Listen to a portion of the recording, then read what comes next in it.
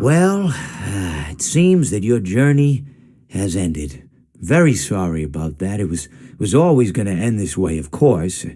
If it weren't by me, it would have just been by some other, terrible thing. Just, you could not imagine how terrible it would be. Just, I get scared thinking about it. I'm glad it's not me. It reminds me of a time I was speaking to my good friend Orville. We were sitting on a park bench watching the pigeons.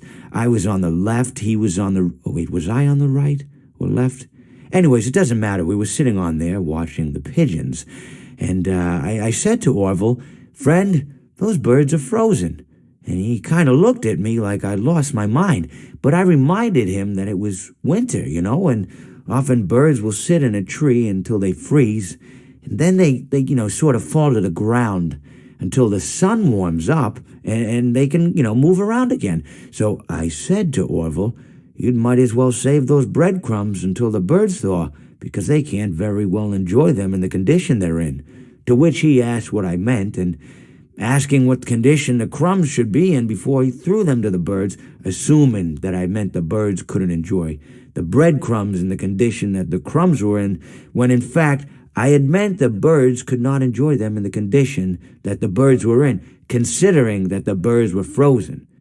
So he took a moment and then threw his last handful onto the ground. I said to him, "Orville, why did you throw the breadcrumbs to the birds when I just told you they're frozen?" To which he responded, "The breadcrumbs are not frozen." Again, misunderstanding my words.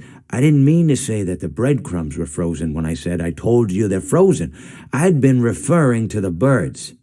In hindsight, what I should have said was, and this would make perfect sense, "Why did you throw the breadcrumbs to the birds when the birds are frozen?" He misunderstood upon my correction, stating that he didn't know what else to do with the breadcrumbs, and that perhaps, when the birds thawed, they'd still be able to eat the crumbs. So I said to Orville, and this is what I said to him, I said, "Orville, the birds may be dead,